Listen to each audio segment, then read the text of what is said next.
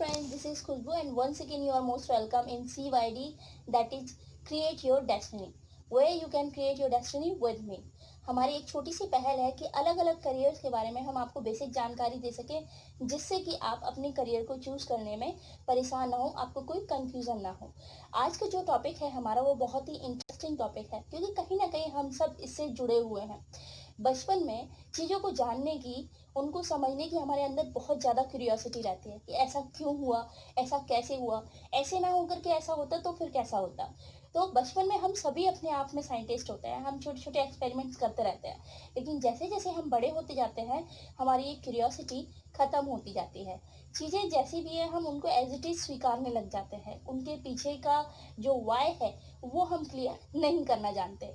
तो आज हम पता करने वाले हैं कि अगर आपको साइंस से प्यार है, आपके अंदर क्यूरियोसिटी है और आपकी वो क्यूरियोसिटी अभी खत्म नहीं हुई है, then scientist is the field way you can go. आप साइंटिस्ट बन सकते हैं।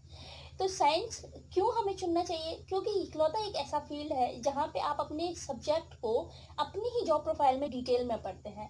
और कोई भी जॉब प्रोफाइल आप उठा लीजिए, वहाँ अगर आप जाएंगे आपको पता ही नहीं चलेगा कि साइन थीटा कॉस थीटा कहीं यूज़ हो रहे हैं। डेफिनेटली जो कुछ भी आप पढ़ते हैं दैट्स नॉट इम्पॉर्टेंट कि वो हमारी जॉब प्रोफाइल में भी जरूरी होगा। तो आइए आज हम पता करते हैं who the scientist are, what is their work profile, what is their qualification and what is their field work. First of all, a scientist is a person who involves himself in the scientific activities. एक scientist वो person होता है जो अपने आप को scientific activities में involve करके रखता है। इसके साथ ही चीज़ों के बारे में प्रिडिक्ट करता है, हमारे आसपास की जो दुनिया है उसको डिस्क्राइब करता है बेटर तरीके से, और कुछ ना कुछ जनरेट करता है जो कि इंसान यानी कि ह्यूमन बीइंग की लाइफ को और भी ज़्यादा ईजी और भी ज़्यादा सरल बना देता है। तो ये तो था कि साइंटिस्ट कौन होते हैं। Now let's find out their work field or we can say job profiles also. उनकी जॉब प्रोफाइल्स के बारे में अगर हम जा करके देखें तो एक बहुत बड़ी रेंज है साइंस में जहाँ पे आप जा सकते हैं। लेकिन फिर भी मैंने कुछ लिस्ट बनाई हुई है जिसमें से आपको थोड़ा सा आइडिया लग सकता है, आप थोड़ा सा समझ सकते हैं। और अगर आपको इनमें से किसी से भी रिलेटेड कोई जानकारी चाहिए, डिटेल में जानकारी चाहिए, तो आप कमेंट बॉक्स में लिख करके जरूर बताइएगा। So first of all our list is astronomer who are astronomers. Astronomers actually वो होते हैं जो स्टार्स, यूनिवर्स, गैलेक्सीज, खगोलीय पिंड जितने भी हैं, प्लैनेट्स वगैरह, इन सब की स्टडी करते हैं। इसके साथ ही स्पेस से रिलेटेड जितने भी मिशन हैं, चाहे फिर वो कोई आप मैनमेड सैटेलाइट को लॉन्च करना हो या खुद इंसान ही स्पेस में जा रहे हैं, तो ये सारे काम एक एस्ट्रोनॉमर के होते हैं। आपने कल्पना चावला जी के बारे में सुना होगा, राकेश शर्मा जी के बारे में, नील आर्मस्ट्रॉन्ग, ये कुछ नाम ऐसे हैं जो हमारी जुबान पर चढ़े हुए रहते हैं। तो ये सभी एस्ट्रोनॉमर्स ही थे। तो ये आपका फील्ड है। अगर आपको भी आकाश की दुनिया बहुत पसंद है देन आपको एस्ट्रोनॉमर बनने के लिए आगे बढ़ना चाहिए। Then come the botanist. Who are botanist? जिनको प्लांट से बड़ा प्यार होता है, जो प्लांट्स की स्टडी करते हैं। It is a branch of biology. Botany biology की ब्रांच है, आप बायोलॉजी से इसको आगे बढ़ा सकते हैं। इसके अंदर चाहे फ्लावरी प्लांट्स हो, नॉन फ्लावरी प्लांट्स हो या नॉर्मल प्लांट्स हो, आप उनकी प्रॉब्लम्स के बारे में स्टडी करते हैं, उनकी टाइप्स के बारे में स्टडी करते हैं, उन सब की डिटेल एक क्लोज स्टडी करते हैं। That comes in the botany. Let's move here, the next one is agronomist. Agro से ही आपको पता चल रहा होगा इसके नाम से कि ये रिलेटेड है आपके फूड ग्रेन्स वगैरह से, यानी कि कृषि वैज्ञानिक को हम एग्रोनॉमिस्ट बोलते हैं।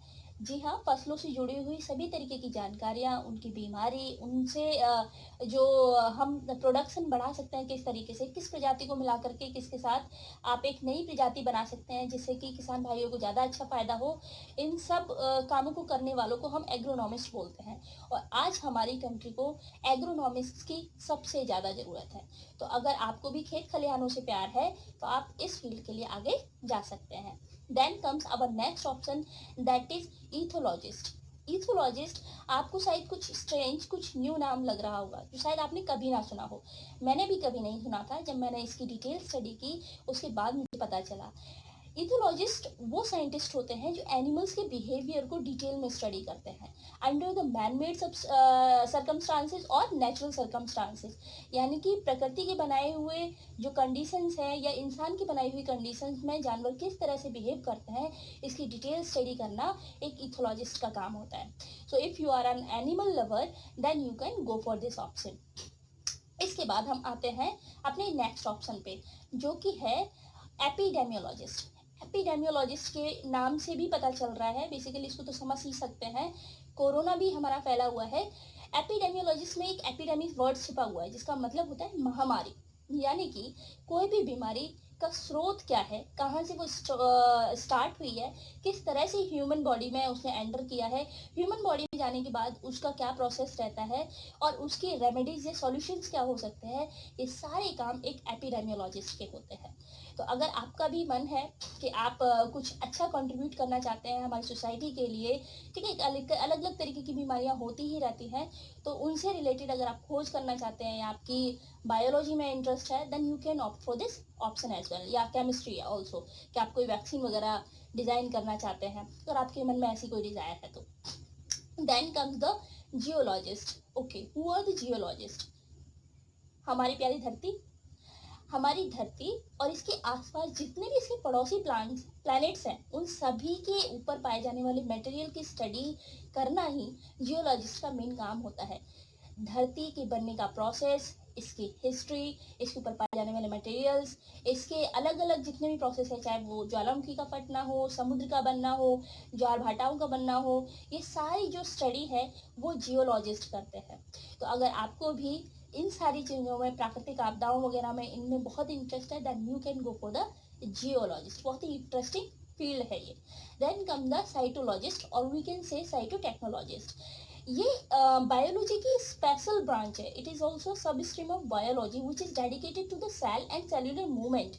सेल्स, जो कि जिनको हम हिंदी में कोशिका बोलते हैं, बहुत ही छोटी इकाई होती है हमारे शरीर की, ये प्लस उसकी जो मूवमेंट्स हैं उनको पूरी तरीके से समर्पित है. तो सेल्स एंड सेलुलर स्टडीज को हम साइटोलॉजिस्ट बोलते हैं, देन साइटोलॉजी बोलते हैं. Then comes the meteorologist. हम सब एक दूसरे का हाल जानते रहते हैं और हाल जानना भी बहुत ज़रूरी है, लेकिन इसके साथ साथ एक हाल जानना और ज़रूरी हो जाता है हम सब के लिए, वो है मौसम का हाल जानना. मौसम के मिजाज की, इतनी गर्मी से हमें राहत कब मिलेगी, कब टाइम पर बारिश होगी, ठीक है, कब टाइम पर सर्दियाँ आएंगी, जिससे कि फसल वगैरह पर भी कोई ज़्यादा इफेक्ट ना पड़ पाए. तो ये सभी जो काम होते हैं वो एक मीटरोलॉजिस्ट के होते हैं, जिनका काम होता है वेदर फोरकास्टिंग करना, मौसम में आने वाले बदलाव, मौसम में होने वाले चेंजेस की स्टडी करना. Then comes the marine biologist. Marine शब्द हमें बता देता है कि ये जो फील्ड है आपका समुद्र से जुड़ा हुआ है. तो समुद्र में पाए जाने वाले जीव जंतुओं, उसमें पाए जाने वाले विभिन्न प्रकार की जो प्रजातियां हैं, उनकी डिटेल स्टडी करना, उनकी हैबिट्स, उनके ओरिजिन का पता लगाना, उनके डेंजर्स का पता लगाना, ये सभी कुछ एक मरीन बायोलॉजिस्ट का काम होता है. तो if ocean is something that fascinates you, then you can go for this job. अगर आपको समुद्र बहुत ज़्यादा आकर्षित करता है तो आप इस जॉब के लिए भी आगे बढ़ सकते हैं, इसमें अपना करियर बना सकते हैं. देन अगर मैं बात करूं तो इस साल हमारे भारत में बहुत सारे भूकंप आए हैं. लगभग पिछले 6 महीनों में ही काफ़ी अलग अलग जगहों पर भूकंप आ चुके हैं.